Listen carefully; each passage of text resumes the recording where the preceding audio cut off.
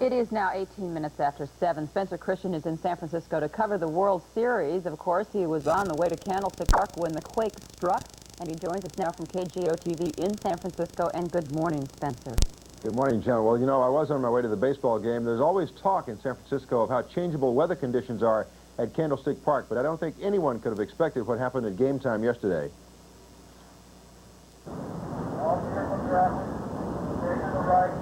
It was quite a day for a ball game, warm and sunny as the fans arrived at Candlestick. But there were two key plays. Inside, in the broadcast booths, the pre-game shows were well underway when suddenly something went wrong. Canseco to score, and he fails. We had lost picture. The lights started flickering. The picture went off the monitor slightly before the lights went out. That's the way I remember it. And I was thinking, Al and I had a bit of an exchange, and we were like kneeling on the floor. And I said, boy, Parker must have hit that ball hard. And Al said, what you folks have just seen is the most historic opening in the history of television sports.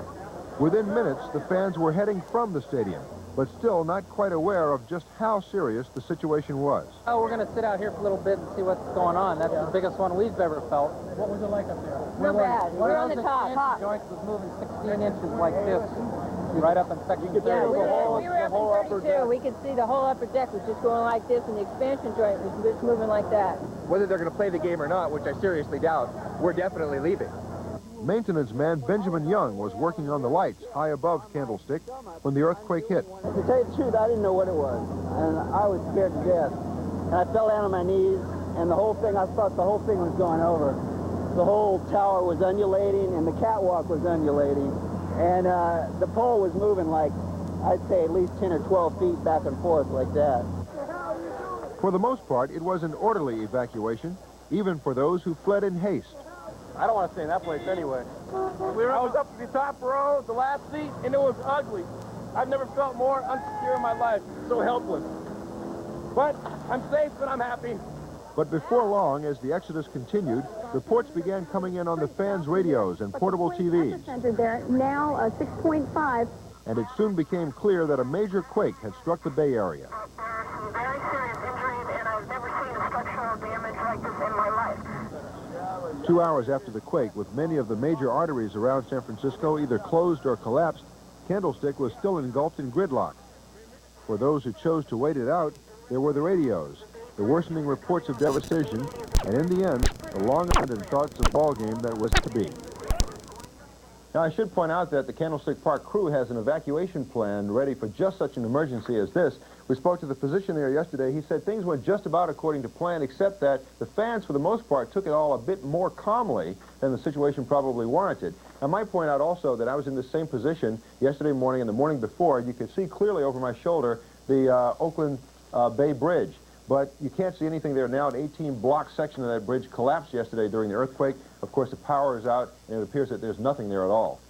Spencer, you were staying, I know, at St. Francis, which is right downtown in San Francisco, on, what, the 14th floor? 14th floor, Joan. I was in my room. It was 5 o'clock. I was on the way. I was getting to go to the ball game, and just as I was about to leave the room, I felt the entire building swaying like a small tree in a strong wind. I never experienced anything that frightening before in my life, so I just ran out of the room, down the 14 flights of stairs. As I was going down the stairs, I literally heard cracking noises in the walls of the building and could see cracks developing in the walls. I know. And I got downstairs, and of course, hundreds of people were standing in the street. People were evacuating buildings. That's what I was wondering, because, of course, San Francisco is packed right now with all the people there to see the game. Were there a lot of other people also coming into the stairwell? Were people taking the elevator? People being told what was safe and what wasn't safe? People were trapped in the elevators for hours. In fact, as far as I know, they may still be trapped there now. As late as after 9 o'clock last night, 4 hours after the earthquake, people were still trapped in the elevators at that hotel. There was a sense right off the bat how serious this was. Oh, absolutely. There was no doubt this was a major, major quake. You feel it in the rumble, and you could feel it in the sweat of the buildings. There was panic in the streets for a while. Spencer, thank you. And Good Morning America will continue with more on the coverage of the earthquake. Stay with us. We'll be